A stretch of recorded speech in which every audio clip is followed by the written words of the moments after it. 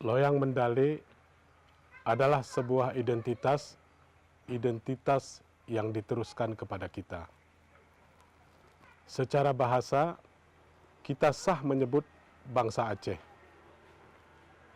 Karena Indonesia adalah gabungan dari kata Indo dan Nation. Artinya percampuran bangsa-bangsa. Sayangnya, percampuran ini menjadikan identitas bangsa Aceh menjadi bias.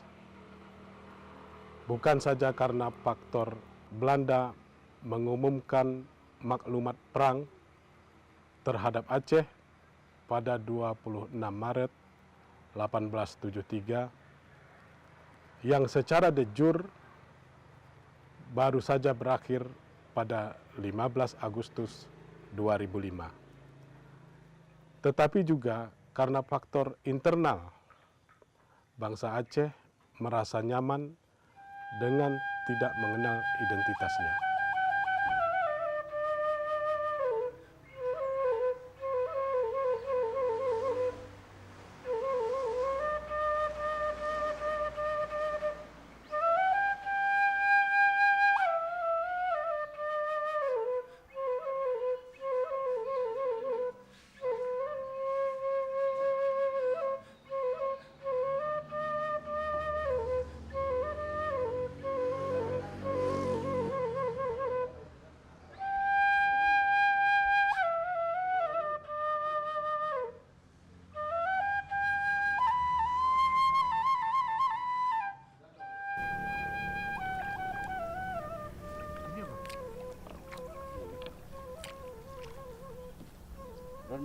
Bawa ke? Jahe.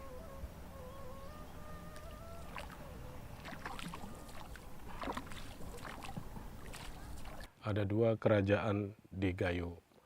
Pertama, kerajaan Linge, yang kedua kerajaan Malik Ishak. Sultan pertama kerajaan Linge adalah Adi Genali yang makamnya ada di belakang kita. Ketika awal dibentuk wilayah Linge, kekuasaannya meliputi Aceh Tengah, Banda Meriah, Gayo Luas, Aceh Tenggara, dan Tanah Karo. Sultan Adi Genali mempunyai 4 putra. Salah satu dari putra beliau adalah Merah Johan, atau yang populer disebut Merah Johan Shah. Johan Shah belajar ke Perlak, belajar ilmu agama tentunya, kepada Syekh Abdullah Kanaan. Syekh Abdullah Kanaan bersama 300 murid-muridnya pergi ke Aceh Besar membantu kerajaan Lamuri yang pada masa itu diinvasi oleh pasukan Cina yang dipimpin Laksamana Nia Niolingke, atau yang populer disebut Putroneng. Pada masa itu Syekh Abdullah Kanaan memilih di antara 300 murid-muridnya siapa yang menjadi pemimpin. Pada masa itulah terpilih Johan Shah karena mempunyai kelebihan dan juga mempunyai titisan darah raja, sehingga dipilihlah Johan Shah sebagai pemimpin pasukan yang 300, ya, termasuk tentu dengan pasukan kerajaan Lamuri pada masa itu. Akhirnya dengan metode blokade makanan, pasukan Johan Shah menang. Dari situ kita bisa belajar bahwa makanan sangat menentukan di dalam menangnya perang. Kemudian Putroneng masuk Islam dan menjadi istri dari Merah Johan. Selanjutnya beliau mendirikan kerajaan Islam Darussalam di ujung Aceh.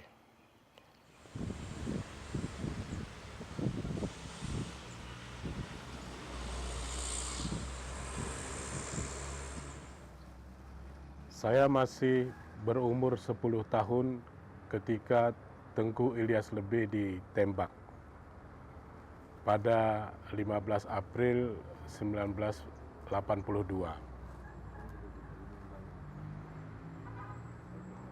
Saya sendiri tidak pernah bertemu dengan Tengku Ilyas Lebeh, tetapi saya sering mendengar cerita tentang beliau dari kakek saya.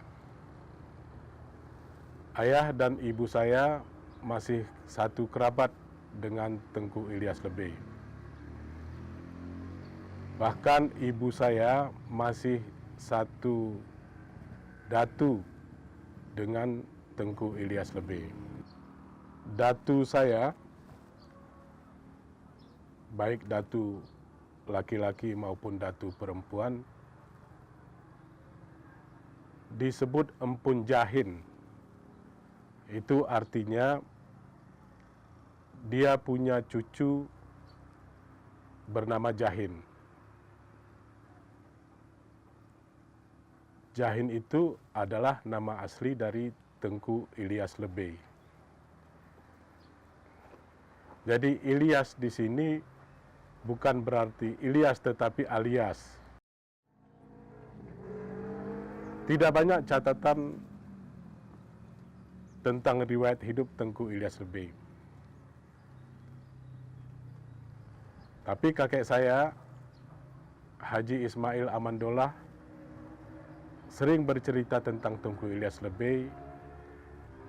Banyak cerita yang dibumbui dengan cerita-cerita mistik. Misalnya ketika perang bisa menghilang, punya ilmu kebal peluru, dan kalau dikepung itu sering tidak ada di tempat, padahal dia di tempat itu. Jadi waktu kami kecil hanya cerita-cerita dari orang tua yang menjadi pedoman, dan itu sangat masuk akal bagi kami waktu itu. Tengku Ilyas Lebeh adalah orang yang pertama mengabarkan kemerdekaan Indonesia di Tanah Gayo sampai ke pelosok-pelosok.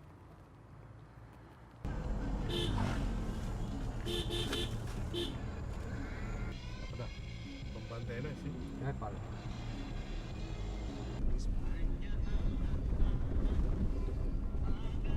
Gergengke lah nih.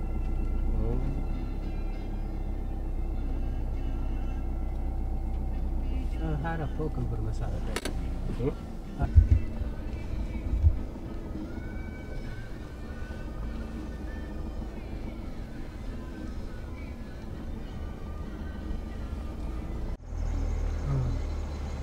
Oh, ini apa?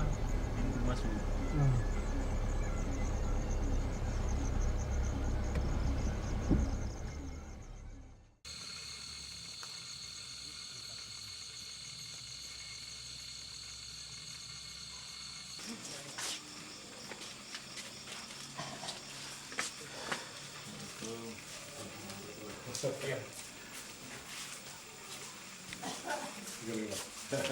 Jadi sempat kayaknya. Aku pegatin kunai. Kuno boleh. Kalau kami kuno iyo. Pakai apa ini kuno iya? Sebulan selalu kutoau. Kakak ini dulu kemanapun kami antar beras. Saya dapat amanah dari orang-orang tua, kalau ke Samarkilang cari keturunan Aman Kamsiah.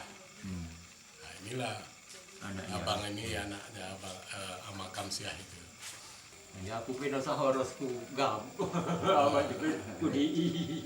Jadi kalau cerita kita perjuangan dari kemerdekaan dulu sampai perjuangan kita dari kemerdekaan dulu, DITI sampai GAM itu orangnya itu aja. Jadi kalau misalnya orang tuanya terlibat di dalam kemerdekaan, anaknya di DITI, cucunya di Gerakan Aceh Merdeka itu. Memang jalurnya seperti itu. Jadi ayah beliau ini sejak kemerdekaan sama Tengku Ilyas Lebeh, tapi di dalam AM ini, abang ini yang ngantar perbekalan untuk Tengku Ilyas Lebeh.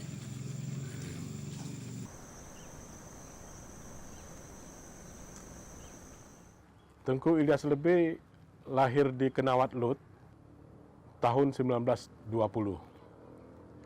Beliau adalah tokoh kemerdekaan. Beliau punya pasukan namanya pasukan Bagura, Barisan Gurila Rakyat. Barisan Gurila Rakyat ini terdiri dari pang-pang, orang-orang kuat, orang-orang yang punya ilmu perang yang tinggi dengan senjata pedang bekunci, mermu, tombak, alat-alat perang tradisional. Barisan Gurila Rakyat atau Bagura ini berperang ketika agresi kedua penjajah Belanda pada tahun 1947-1949 di Medan Area Sumatera Utara. Salah satu pasukannya adalah Amandimot yang bersenjata pedang bekunci yang syahid dan dikuburkan di daerah Tiga Benanga, Tanah Karo, Sumatera Utara. Sejak kecil Tengku Ilyas Lebeh memiliki watak pemimpin. Watak kepemimpinan beliau sudah tampak ketika ia akan dikhitan. Dalam tradisi Gayo, ketika dikhitan itu di tanganan. Di tanganan itu artinya diperbandingkan kepada ayam atau dilihat dari bagaimana sikap ayam itu nanti, itulah watak kepemimpinannya. Ketika di tanganan kepada ayam, ayam itu loncat ke pagar lalu berkokok dengan sangat keras.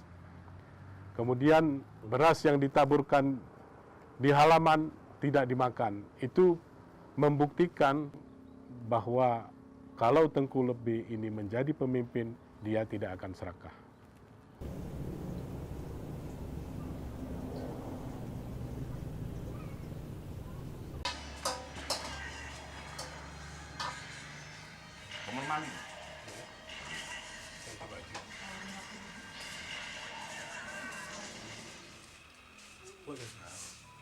Ini nulak ke khas, harus makan dulu khas.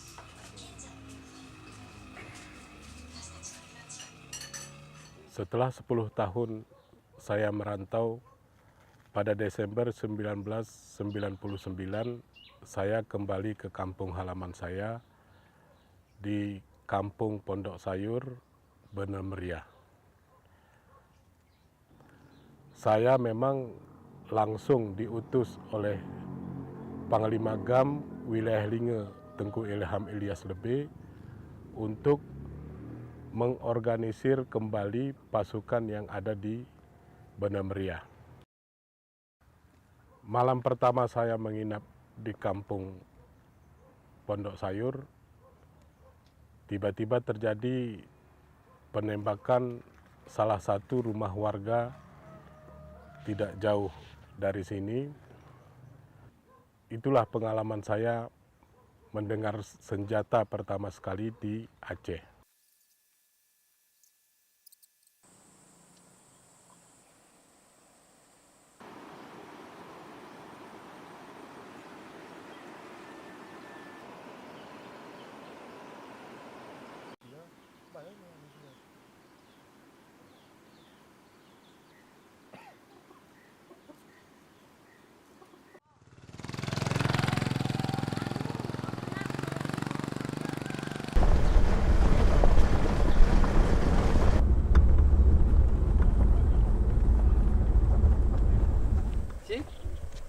Dia anu kita kerja mana? Jeroh sinyal. Oh, jero sinyal. Ini sinyal jeroh sih. Oh, jero. Esen jero sinyal. Kita melakukan anu kok. Kusi? Bah, anu pagar. Kepak. Aku kepak kuda Oh, tadi. oh, Kita kepak main mana? bang kita tahan aku bakal kerja. Oh, betul kah? Ah. Oh. Ya. Ini. Oh. Ya. Ya. Kumahel kita belum Kumahel kita ngopel lagu ni ga. Solo lagu ni yo. Ka pok ni su tega aku karanya kita kerja. Oke gitu kerja. Ku mau kita belum. Ku mau belum ya. Halo anu ya.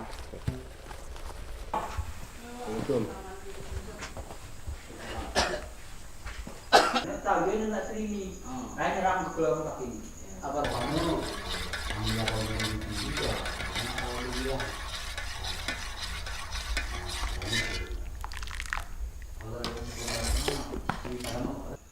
Anu ga.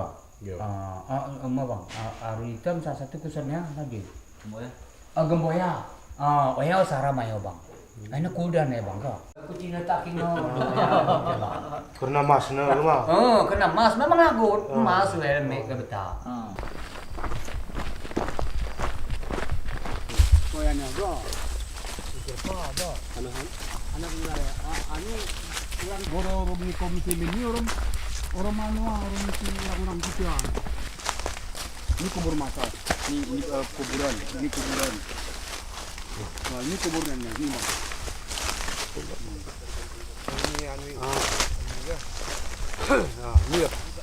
Sekitar setengah meron ini minah pakai ini beli dina ku anak kepaku. Ya. Malam kedua diserang oleh ini materi orang Datu Carina. Ya. Sehingga arone ya Datu Carini bergerak oleh perintah ni yang senani orang Datuk Lampahan ni bergerak oleh Kulukup Serba Jadi menjelang tulingi wan perjalanan. Tapi yang seperti ini banyak ini. Semua itu Belanda.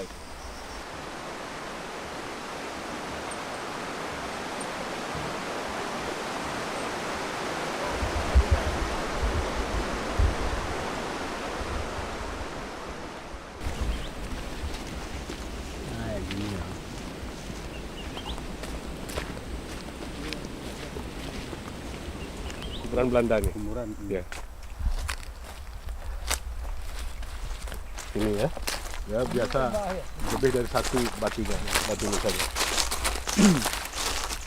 Nah ini yang membedakan kuburan muslimin atau pejuang Gayo dengan kuburan Belanda itu, kalau Gayo itu batu nisannya satu, kalau mereka ini 2, 3 batu nisannya yang bertumpuk-tumpuk.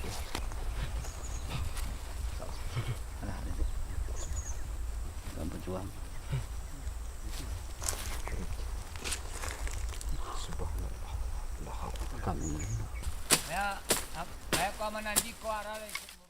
Di Wih Tukik itu posisinya di sebelah sana, bermusyawarah Muyang Sena, Datu Lampahan, dan Datu Cari. Satu-satunya perempuan di dalam perundingan itu. Mereka saling bertanya, sanggupkah pasukan dari Jamat ini menyerang markas Belanda yang ada di Jamat Belang Perbalan? Apakah mereka harus meminta bantuan pasukan Inen Mayak Teri dari Lukup Serba Jadi? Akhirnya diputuskan meminta bantuan pasukan Inen Mayak Teri untuk menyerang benteng Jamat di Belang Perbalan. Gabungan pasukan Inen Mayak Teri dan Datu Cari menyerang dalam 2 tahap. Tahap pertama, menyerang benteng Belanda di Belang Perbalan. Puluhan Belanda pada masa itu mati. Setelah 2 hari, baru dikuburkan oleh pasukan muslimin sendiri. Kemudian sisa dari pasukan yang ada di Belang Perbalan pindah ke daerah sini, di daerah Kekepak namanya. Di sini baru 2 hari mereka buat bipak yang sederhana. Gabungan pasukan Inen Mayak Teri, Datu Cari, Muyang Sena kembali pada malam hari menyerang mereka. Cara menyerangnya, mereka menghancurkan lampu-lampu petromak yang dipasang oleh Belanda sehingga situasi gelap, kemudian tali-tali yang ada di pengikat bipak itu diputuskan sehingga tertutuplah mereka oleh tenda itu. Siapa yang bergerak itu dibunuh semua.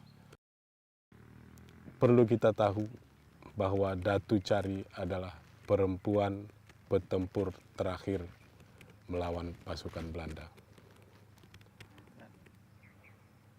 Jadi di Jamat ini banyak sekali kuburan-kuburan Belanda dan semua itu dikuburkan secara massal. Kalau Belanda tidak menuliskan pasukannya yang mati di Jamat, berarti Belanda telah berbuat bohong. Dalam perang gerilya melawan Belanda, pemimpin gerilyawan dibagi 3. Di wilayah Pidi dan Aceh Besar dipimpin oleh Tengku Cek Ditiro, di wilayah Barat Selatan dipimpin oleh Teku Umar, wilayah Birun, Aceh Utara sampai ke Tamiang, serta Tengah Tenggara dipimpin oleh Tengku Tapa. Bahkan ketika perlawanan Teku Umar dan Cek Ditiro mulai redup, pasukan Tengku Tapa diteruskan Tengku Matai, kemudian ke Pangakup, Pangcek, Pangbin, dan Panglatih masih ikut berjuang di Belantara Gayo sampai dengan tahun 70-an.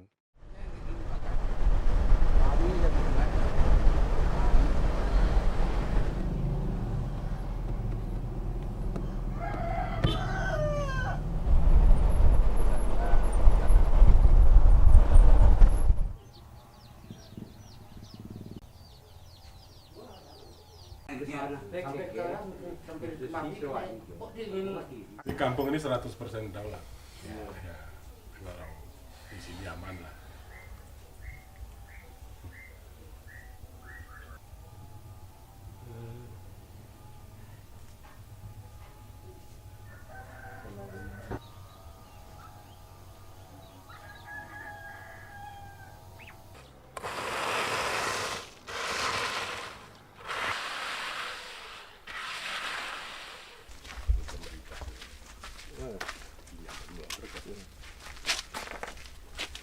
Ini saya buku ini. Anak korna. Iya ya. Imam.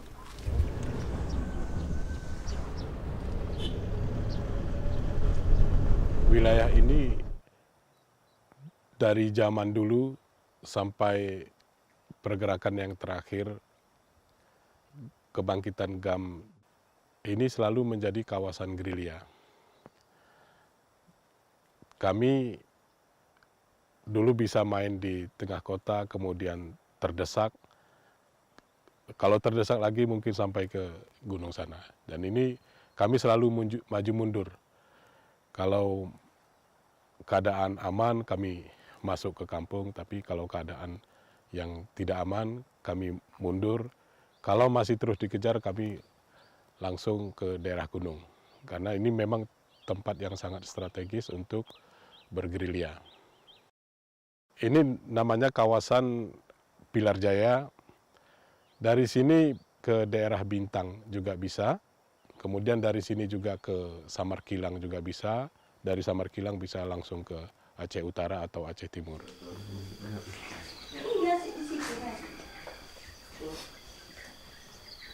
Dari bulan ini kamu dah. Dapat ya rusaknya tuh.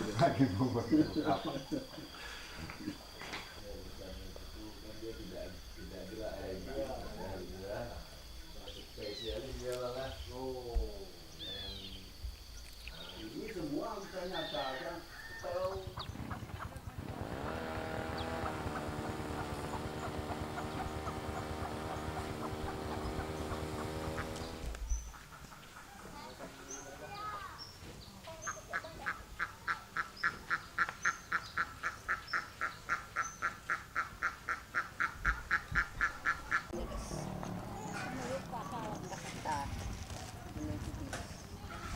Ayo antar ke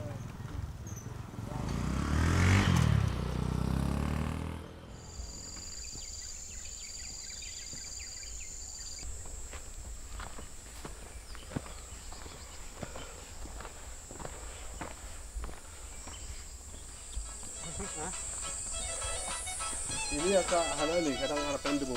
Akan majenu. Oh, Ah, akan ini, majenu. ini abanani Dah almarhum. ban kami Majenu. ku aduh. Asli.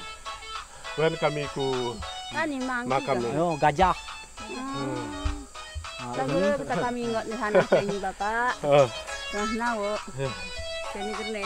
Sekarang kabar ke sana sini. ini kakak anaknya. ini suaminya Syahid di Ujung Pan di Pilar Jaya yang kemarin kita wawancara. Itu kakak ini istrinya. Ini anaknya. Nah, Ya, aku kebetulan berkutu dengan Bapak kok. putrinya ini Bapak. putranya. Yo, Jarang oh, bayang-bayang. kumpul ini cucu. Oh cucu. Oh, iya ya. Ya, ngo. Pijana ke sini. Wara. Araku makamnya.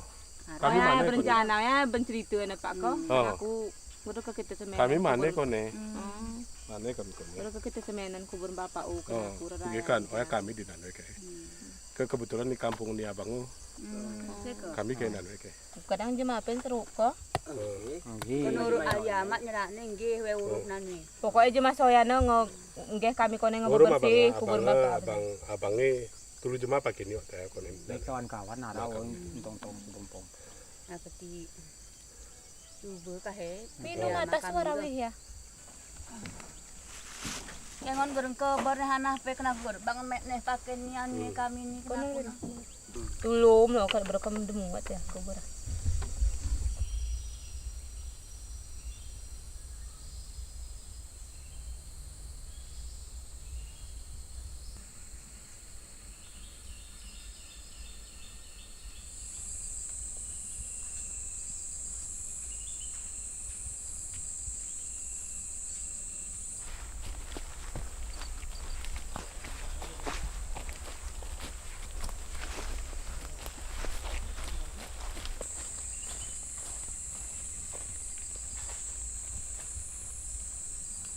Nah, ini daun yang tertutup. Kita buka ini. Nah, kita buka dengan membaca ya salah satu doanya Assalamualaikum ya ahlul badri. Saya masuk hutan, jangan engkaulah makhluk halus, kami makhluk kasar, kami tidak bisa melihat. Jadi jagalah kami selama perjalanan ini. Kalau misalnya nanti kita keluar dari sini, mana daun yang sudah terbuka seperti ini, kita tutup lagi. Supaya apa? Makhluk hidup yang ada di sini tidak kelaparan, tidak tersiksa. Kalau kita buka tadi kemudian tidak kita tutup, dan itu makhluk-makhluk yang di sini akan tersiksa gitu. Kelaparan. Nah, begitulah kuatnya syarat yang seperti ini. Kemudian kalau sudah kita buka tadi begini, kemudian kita di tengah hutan ini, itu satu malam itu dijamin hidup kita. Artinya tidak ada binatang yang mengganggu, baik binatang yang melata maupun binatang mamalia besar itu tidak akan mengganggu kita selama satu malam. Itulah begitu pentingnya syarat kita masuk hutan. Begitulah adab kita masuk hutan. Ada penebangan yang menghambat jalan dia ke seberang sana. Itu yang satwa itu sangat membenci, sehingga kenapa ada konflik satwa? Ya karena seperti ini salah satunya. Koridor dia ditutup.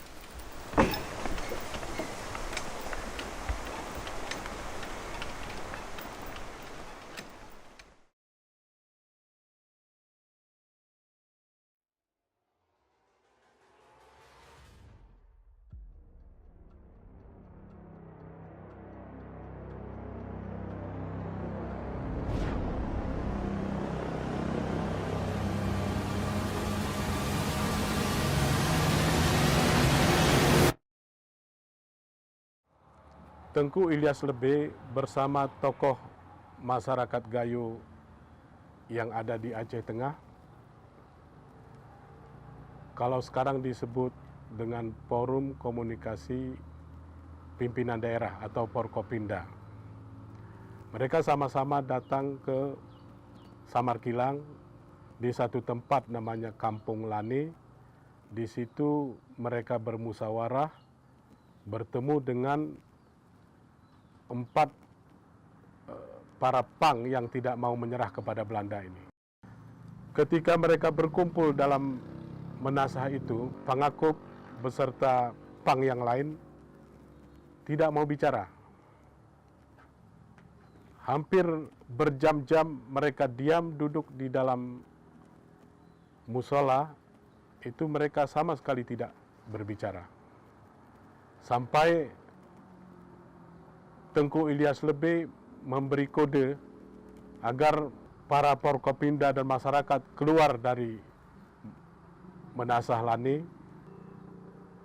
Di situ baru Pangakub ini mau berbicara. Mereka katakan bahwa Aceh belum merdeka. Ketika itu Tengku Ilyas Lebe mengatakan bahwa kita sudah merdeka. Siapa kita? Indonesia, kata Tengku Ilyas Lebe. Pangakub dengan tegas mengatakan kita belum merdeka. Di sanalah Tengku Ilyas Lebe mendengar langsung kalimat dari Pangakub, lebih baik berputih tulang daripada harus menyerah. Sejak itulah Tengku Ilyas Lebe mengikuti seluruh pergerakan-pergerakan yang ada. Ketika bangkit DITI, Tengku Ilyas Lebe ikut bersama Daud Bereh sebagai panglima perang untuk Tanah Gayo. Pada gerakan Aceh Merdeka, Tengku Ilyas Lebe juga ikut gerakan Aceh Merdeka. Ketika deklarasi gerakan Aceh Merdeka 4 Desember 1976 di Gunung Halimun Pidi, Tengku Ilyas Lebe tidak ikut di dalam acara tersebut. Tetapi Tengku Ilyas Lebe pada masa itu sudah bertemu dengan Tengku Hasan Muhammad Ditiro di Hotel Indonesia di Jakarta. Mereka sudah merencanakan deklarasi Aceh Merdeka. Keikutsertaan Tengku Lebe dalam GAM juga tidak lepas dari pernyataan Pangakub dan pengikutnya ketika menyampaikan kabar kemerdekaan Indonesia di Mersah Lane. Apa yang disampaikan Pangakub dengan Wali Hasan Ditiro redaksinya sama. Sehingga Tengku Ilyas Lebe menjadi orang terdepan menyampaikan perkara dan alasan Aceh Merdeka.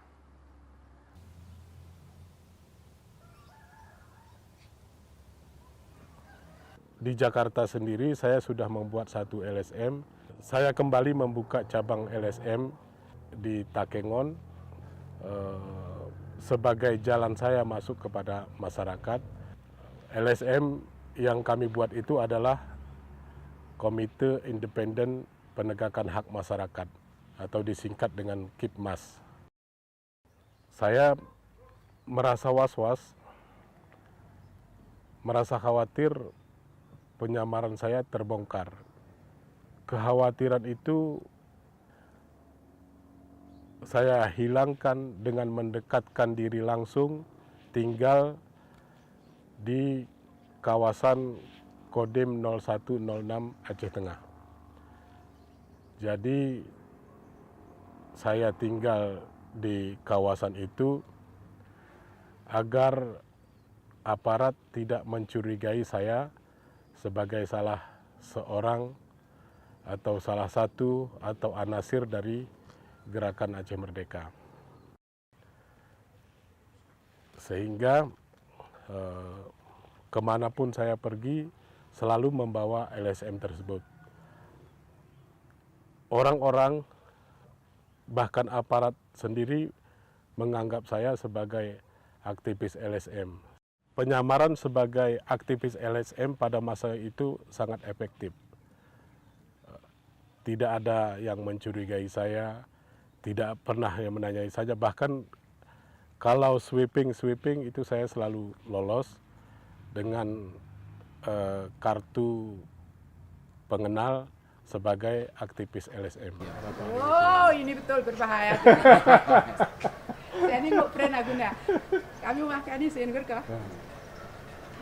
Ling sepatu pun tentera kayak gini. No, nolak pedah ini agak paling jago nih kah? Dia akhir kami betul sana, akhir kami betul aktif. Sudah boleh. Yo, boh, ini terjauh masalah ini. Sampai pada satu pagi 7 April tahun 2001, penyamaran saya terbongkar karena pada waktu itu saya mengantar pasukan Komandan Operasi Pimpinan Tengku Ramli Paya. Pada masa itulah masyarakat melihat saya bergabung dengan pasukan tersebut, sehingga sore harinya rumah ini digerebek. Kemudian rumah yang di kontrakan saya di Takengon, di belakang kantor Kodim juga digerebek. Mereka menemukan sejumlah dokumen dan akhirnya karena saya tidak ada di tempat pada waktu itu, ayah saya Sulaiman bin Ismail waktu itu ditangkap, dibawa ke Mapolres Aceh Tengah. Akhirnya rumah saya juga dibakar. Sejak itulah saya tidak pernah kembali lagi ke kampung Pondok Sayur ini sampai waktu damai pada 15 Agustus tahun 2005.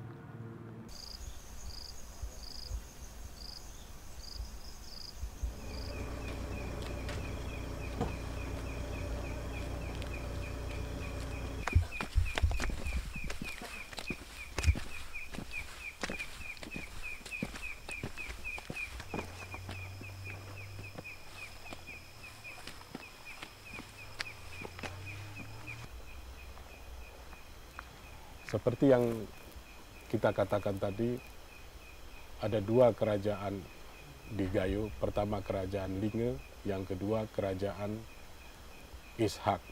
Kerajaan Ishak ini didirikan oleh Merah Ishak.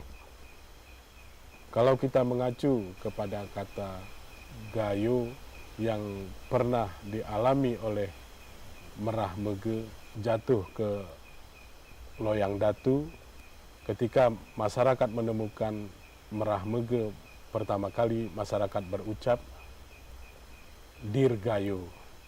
Dirgayo adalah berasal dari bahasa Sanskerta, artinya sehat walafiat. Kita sekarang berada di makam Merah Mege. Merah Mege adalah keturunan dari Merah Ishak, kemudian dilanjutkan dengan Merah Malik, kemudian Muyang Mersah. Muyang Mersah inilah ayah kandung dari Merah Mege, tempat makam sekarang. Muyang Mersah mempunyai 7 putra. Yang pertama, Merah Bacang, yang menyebarkan agama ke daerah Barus, Sumatera Utara. Kemudian Merah Jernang, beliau ke Senagan. Kemudian Merah Pupuk. Merah Pupuk menyebarkan agama Islam dan menjadi raja di Merhumdaya, tepatnya di daerah Lamno. Kemudian Merah Putih dan Merah Hitam, mereka berdua merantau ke Merdu. Merdu sendiri artinya merah dua.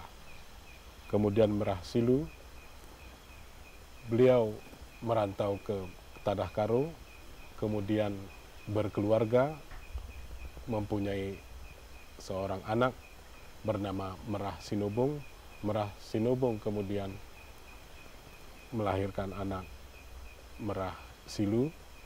Dia mengambil nama kakeknya. Merah Silu inilah yang menjadi raja kerajaan Samudra Pasai. Sehingga Gayo adalah titik nol kerajaan-kerajaan di Aceh.